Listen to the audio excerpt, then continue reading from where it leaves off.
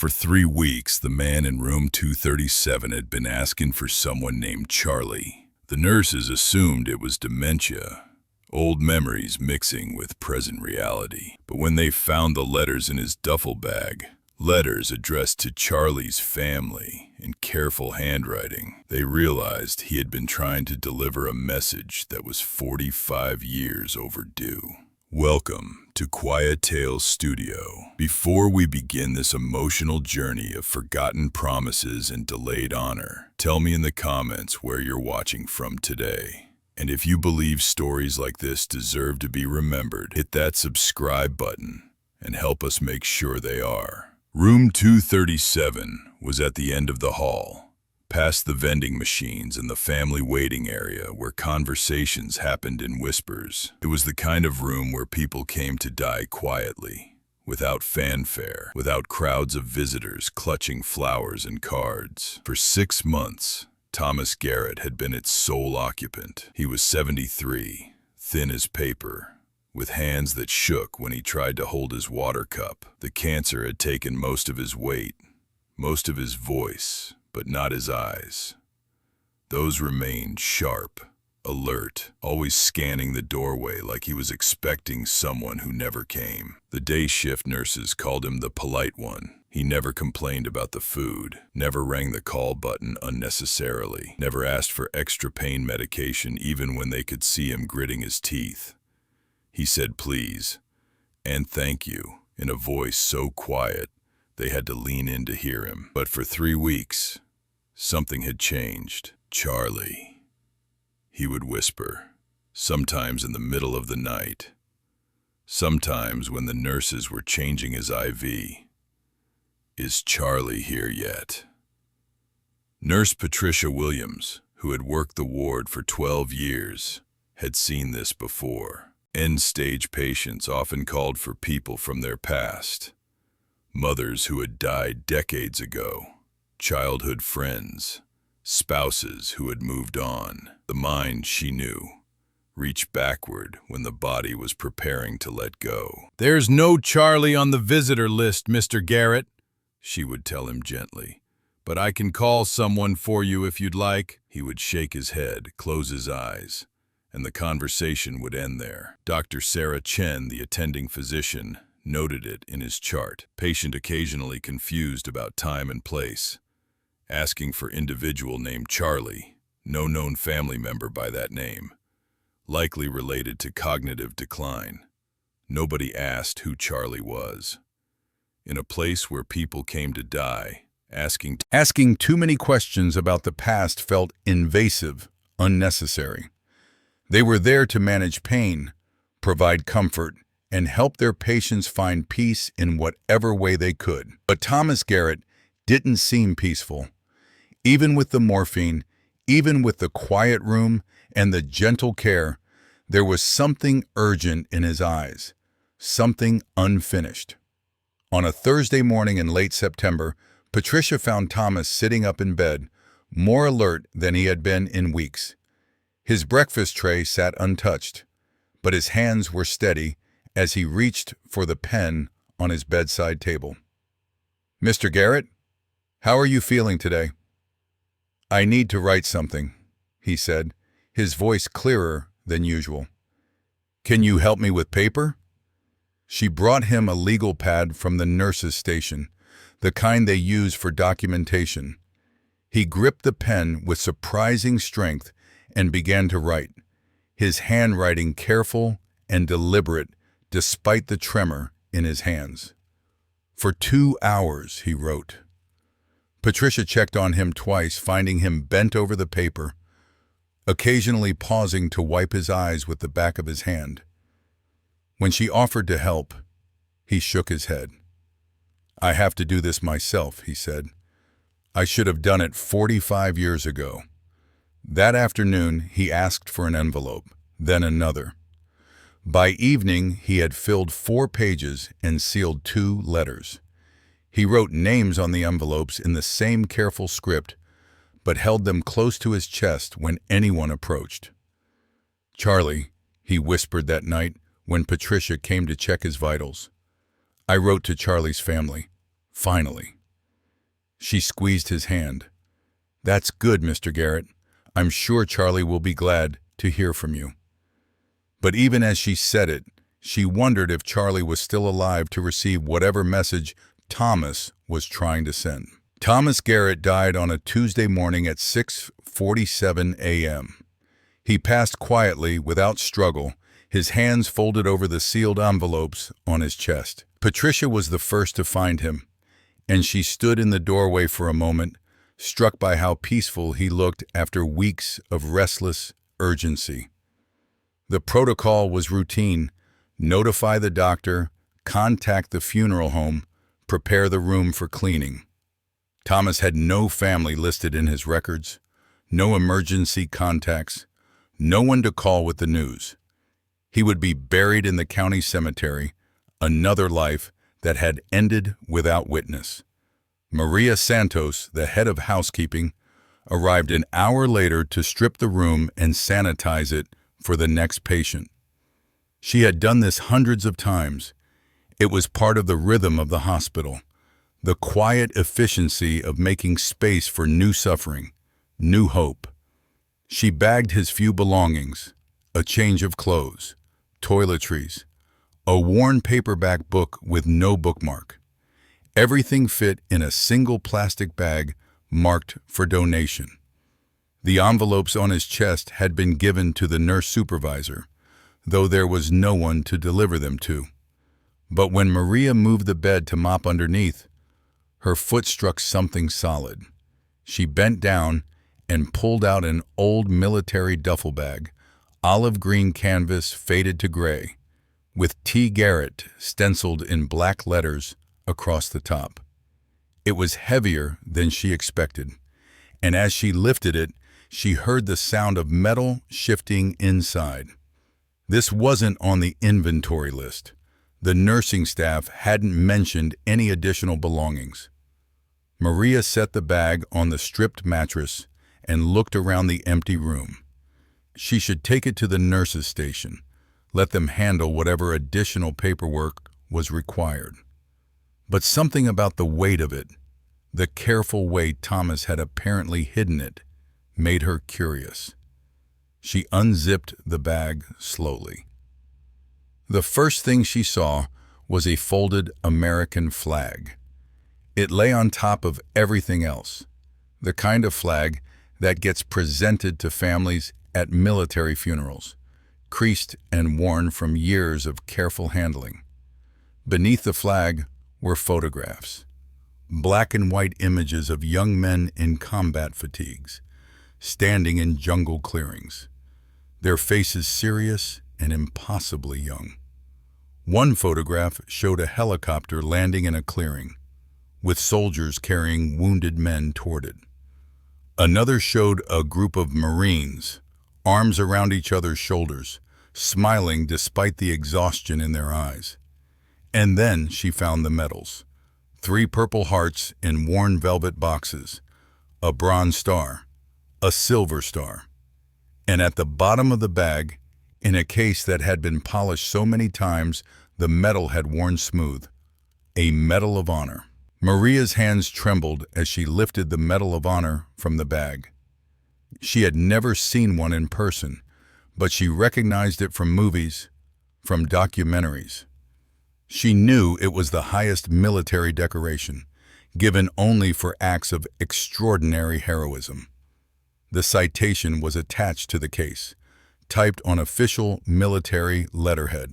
For conspicuous gallantry and intrepidity at the risk of his life above and beyond the call of duty, while serving as a hospital corpsman with Company C, 1st Battalion, 5th Marines, 1st Marine Division, in the Republic of Vietnam on 15 April 1971. Maria stopped reading and looked at the name on the citation: Hospital Corpsman Thomas R.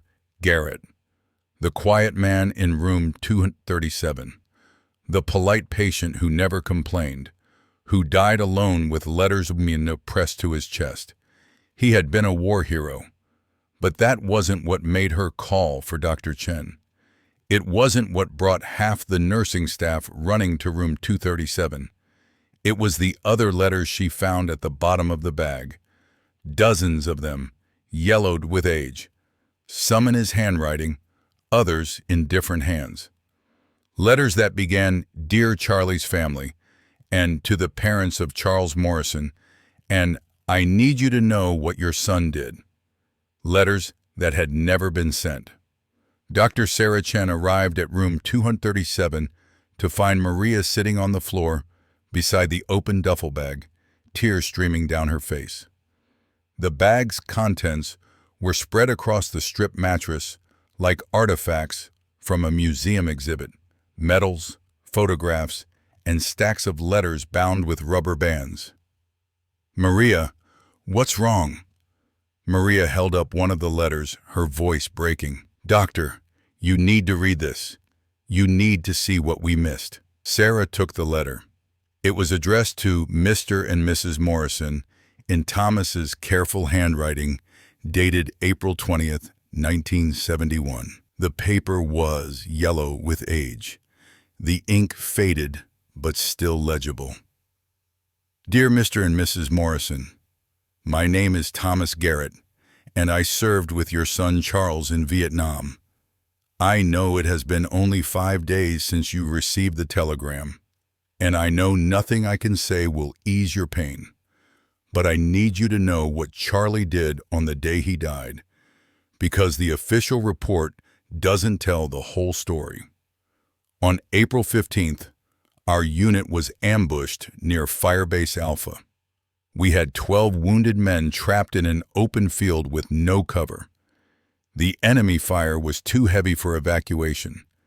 We were going to lose them all. Charlie volunteered to go back. I tried to stop him. I told him it was suicide, but he looked at me and said, "Those are our boys, Doc. We don't leave our boys." He ran into that field under heavy fire, not once, but 4 times. He carried 8 wounded Marines to safety, one by one, while bullets tore up the ground around him. On his 4th trip, he was hit, but he kept going. He saved the 9th man and then the 10th. He was going back for the 11th when the mortar round hit. Charlie Morrison saved 10 lives that day. 10 Marines who came home to their families because your son refused to leave them behind. I was the medic. I tried to save him. I held his hand while he died. His last words were, "Tell my family I wasn't scared." I've carried this letter for 5 days, trying to find the courage to send it. But how do you tell parents that their son died a hero when you couldn't save him? How do you explain that the official report says he was killed by enemy fire, but the truth is he ran toward enemy fire because that's who he was? I'm sorry I couldn't bring him home. I'm sorry this letter is so late. I'm sorry for everything. Your son was the bravest man I ever knew. Thomas R. Garrett, Hospital Corpsman. Sarah read the letter twice, her hands shaking. Then she picked up another one, addressed to different parents, dated a week later. The same careful handwriting, the same agonized attempt to explain the unexplainable. "How many are there?" she asked. Maria wiped her eyes.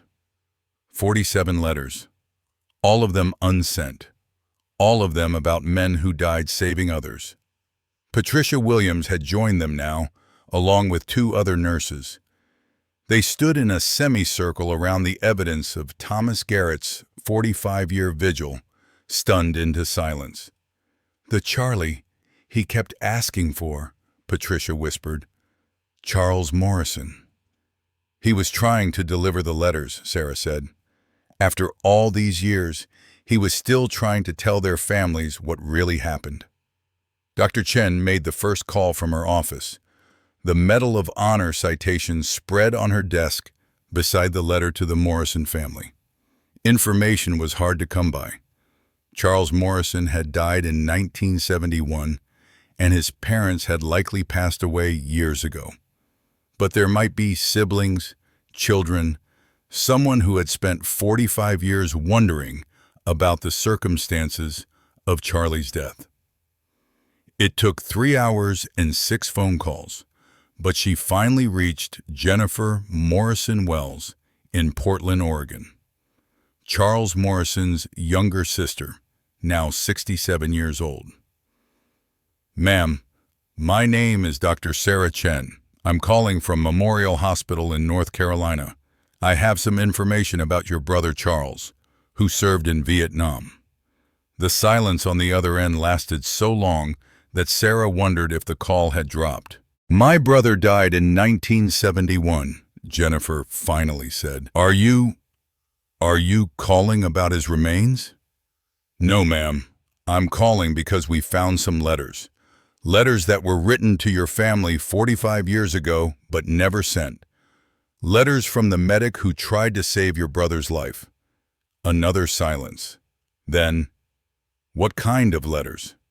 Sarah looked at the letter in her hands, at Thomas Garrett's careful explanation of Charlie's heroism, his agonized apology for not being able to save him. "Ma'am, I need to ask you something. Did your family ever receive the full details of how your brother died?" "The official report said he was killed by enemy fire during an ambush. That's all we ever knew. Our parents died never knowing if he suffered, if he was alone, if—" Jennifer's voice broke. "Why are you asking me this?" "Because the man who wrote these letters just passed away. He was a patient here, and we found 47 letters in his belongings. Letters he wrote to the families of soldiers he couldn't save. He carried them for 45 years, and he died trying to find a way to deliver them." Sarah heard Jennifer crying on the other end of the line. "Ma'am, are you still there?" "Read it to me," Jennifer whispered. "Please, read me the letter about my brother." Sarah read Thomas Garrett's letter aloud, her voice steady despite the weight of the words. She read about Charlie's courage, about his refusal to leave wounded men behind, about his last words. She read about Thomas's guilt, his desperate attempts to save a man who had already given everything. When she finished, the silence stretched for nearly a minute. "He saved 10 men?" Jennifer finally asked. "According to the letter, yes. The official report never mentioned that. It just said he died in combat. For 45 years, we thought maybe he was just in the wrong place at the wrong time. We never knew he was a hero." "Ma'am, there's something else. The man who wrote this letter, Thomas Garrett, he was awarded the Medal of Honor for his actions that same day. He apparently saved even more lives after your brother died, but he never talked about it. He lived alone, and he died alone, still carrying these letters." Jennifer was crying again. He felt guilty. All these years, he felt guilty for not saving Charlie. "It appears so, yes. I need to see that letter. I need to hold it in my hands. My brother had children, 2 sons who never knew their father. They need to know what kind of man he was." Dr. Chen made arrangements to send copies of the letters overnight. But first, she called the local newspaper, then the Veteran Affairs Office, then the mayor. Because Thomas Garrett had died alone, but his story wasn't going to stay buried with him. The story broke on a Thursday morning, 6 days after Thomas Garrett's death. The headline in the local paper read, "War hero dies alone after 45 years of carrying unsent letters to fallen comrades' families." By noon, the hospital's phone system was overwhelmed. Reporters, veterans organizations, families of soldiers who had served in Vietnam, everyone wanted to know more about the man who had lived quietly among them for decades, carrying the weight of 47 undelivered messages. Jennifer Morrison Wells flew in from Portland the next day. She was a small woman with gray hair and her brother's eyes, and she clutched a copy of Thomas's letter like it was a lifeline. "I need to see where he lived," she told Dr. Chen. "I need to understand why he never sent them." They drove to Thomas's apartment on the edge of town, a modest one-bedroom unit in a complex where most of the residents were elderly. The landlord, a man named Pete Williamson, who had known Thomas for 8 years, let them inside. The apartment was sparse, clean, almost monastic in its simplicity. A single bed, a kitchen table with one chair, a bookshelf filled with military histories and medical textbooks. But on the desk in the corner, they found what they were looking for: drafts, hundreds of them, letters that had been written and rewritten, started and stopped, crafted with the care of someone who understood that words could either heal or harm. Some drafts were angry, full of guilt and self-recrimination. Others were clinical, detached, like medical reports. But the final versions, the ones in the duffel bag, were something else entirely. They were love letters to the families of the dead, careful attempts to transform senseless loss into meaningful sacrifice. "He couldn't send them," Jennifer said, reading over a draft that had been crumpled and smoothed flat dozens of times. Not because he didn't want to, but because he cared too much about getting them right. On the nightstand beside his bed, they found something else: a photograph of 12 young Marines, including Charles Morrison and Thomas Garrett. They were standing in front of a helicopter, arms around each other's shoulders, smiling despite the exhaustion in their eyes. On the back, in Thomas's handwriting, "Firebase Alpha, April 14, 1971, the day before everything changed." "He kept us with him," Jennifer whispered. "All of us. All these years." Thomas Garrett was buried on a Saturday morning in late October. He was supposed to have been interred in the county cemetery, a simple service with no attendees. But word of his story had spread beyond the local newspaper, beyond the small North Carolina town where he had spent his final years. Veterans from 3 states came to pay their respects. The Marine Corps sent an honor guard. The Navy sent a chaplain. The families of the men mentioned in his letters, those who could be found, traveled from across the country to honor the medic who had carried their loved ones' stories for 45 years. Jennifer Morrison Wells spoke at the service, holding the letter that had finally told her how her brother died. "Thomas Garrett saved lives twice," she said, her voice carrying across the silent cemetery. "Once on a battlefield in Vietnam when he earned the Medal of Honor for his courage under fire, and again 45 years later when his letters gave families like mine the peace we never knew we needed." The honor guard fired their rifles into the autumn sky. A bugler played taps. The flag that had been in Thomas's duffel bag was folded with military precision and presented to Jennifer, who accepted it on behalf of all the families whose stories Thomas had preserved. But the most powerful moment came at the end, when a group of elderly men approached the grave. They were Vietnam veterans, men who had served in different units, different years, but who recognized something familiar in Thomas Garrett's story. One by one, they placed letters on his grave. Not flowers, not wreaths, but letters. Some sealed, some opened, all heavy with words that had been carried too long in silence. "Letters we never sent," explained Robert Chen, a former Army medic who had driven 12 hours from Virginia. "Letters to families of men we couldn't save. We carried them too, Doc.